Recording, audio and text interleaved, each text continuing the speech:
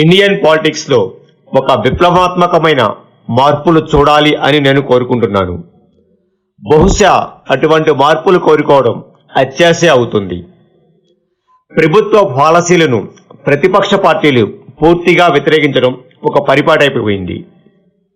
అటువంటి వాతావరణానికి భిన్నంగా దేశ ప్రయోజనాల రీత్యా అన్ని పార్టీలు కలిసి కూర్చొని కొన్ని నిర్ణయాలు తీసుకోగలిగితే భారతదేశ స్వరూపమే మారిపోతుంది. కానీ అది అంత ఈజీ కాదు. పార్టీలు తలుచుకుంటే అది పెద్ద కష్టం కూడా కాకపోవచ్చు. ముఖ్యంగా బీజేపీ మరియు కాంగ్రెస్ ఇద్దరూ కలిసి కోరుకుంటే అది ఈ దేశంలో పెను మార్పులకి నాంది పలుకుతుంది. కాంగ్రెస్ బీజేపీ అలయన్స్ గా ఉండవలసిన అవసరం లేదు.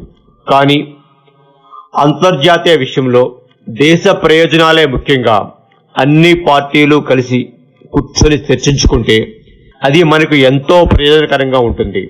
ఫ్రెండ్స్, మీరు ఇప్పటి వరకు మా ఛానల్ని సబ్స్క్రైబ్ చేయకపోతే సబ్స్క్రైబ్ చేయండి. ఈ వీడియోని లైక్ చేయండి, మీ ఫ్రెండ్స్కి షేర్ చేయండి మరియు మీ అభిప్రాయాలను కామెంట్ రూపంలో తెలియచేయండి. అన్ని పార్టీలు కాకపోయినా టాప్ 5లో ఉన్న 4 పార్టీలు స్వపక్షంలో లేకపోయినప్పటికీ బీజేపీకి 240 సీట్లు, కాంగ్రెస్ పార్టీకి 99 సీట్లు, సమాజ్వాదీ పార్టీకి 37 సీట్లు, తృణమూల్ కాంగ్రెస్కి 29 సీట్లు, డిఎంకేకి 22 ఎంపీలు పార్లమెంట్లో ఉన్నారు. అటువంటి పార్టీలతో తరచుగా పిఎం నరేంద్ర మోడీ గారు కలిసి కూర్చుంటే ఈ దేశ ప్రయోజనాలకి అది ఎంతో ఉపయోగకరంగా ఉంటుంది. ఇతర దేశాలలో భారతదేశానికి వ్యతిరేకంగా వ్యవహరిస్తున్న వారిని కౌంటర్ ఇంటెలిజెన్స్ లో భాగంగా మాఫియాలతో, డ్రగ్ డీలర్స్తో, టెర్రరిస్టు నాయకులతో లోపాయికారిగా ఒప్పందం చేసుకొని మన దేశ ప్రయోజనాల కోసం వారికి కావలసిన తాయిలాలను అందిస్తూ మన శత్రువులను అంతమొందిస్తున్నాం. అంటే ఇక్కడ మనం మన దేశ ప్రయోజనాల కోసం టెర్రరిస్ట్ నాయకులతో కూడా సంబంధాలు నేర్పుతున్నాం. అటువంటిది మన దేశంలోని మిత్రపక్షాలతో కూడా చర్చించడంలో ఎటువంటి తప్పు లేదు అని నేను భావిస్తున్నాను.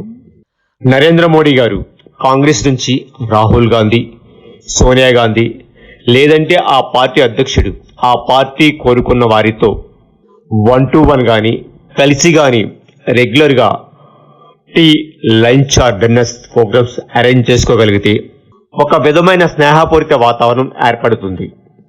అలాగే అఖిలేష్ గారితో, మమతా బెనర్జీ గారితో, డిఎంకే స్టాలిన్ గారితో కూడా మోడీ గారు కూర్చోగలిగితే అది ఒక మంచి వాతావరణాన్ని క్రియేట్ చేసిన వారు అవుతారు. కొన్నిసార్లు ఇండివిజువల్ గా, మరికొన్నిసార్లు స్వపక్షము మరియు మిత్రపక్షాలను కలుపుకొని వీలైనంత వరకు అధికారుల ప్రమేయం లేకుండా, ఎటువంటి ఏజెండా లేకుండా ఫ్రెండ్లీ మీటింగ్స్ అరేంజ్ చేసుకోగలిగితే అది ఈ దేశ ప్రయోజనాలకు నాంది పలికిన వారు అవుతారు. వాజ్పేయి గారి గవర్నమెంట్ లో చాలా విషయాలలో సోనియా గాంధీ గారు మరియు ములాయం సింగ్ యాదవ్ గారు ప్రభుత్వానికి కొన్ని విషయాలలో సహకరించడం జరిగింది. మళ్ళీ అటువంటి పరిస్థితులు ఈ 20s కాలంలో చూడలేదు. భారతదేశం ఇప్పుడు ప్రపంచంలో 5వ అతిపెద్ద ఆర్థిక వ్యవస్థగా ఉంది. అమెరికా, చైనా, జర్మనీ, జపాన్ తర్వాత 5వ స్థానంలో మనం ఉన్నాం. అమెరికా యొక్క జీడిపి US$ బిలియన్స్ లో 28,783 గా ఉండి మొదటి స్థానంలో ఉంది.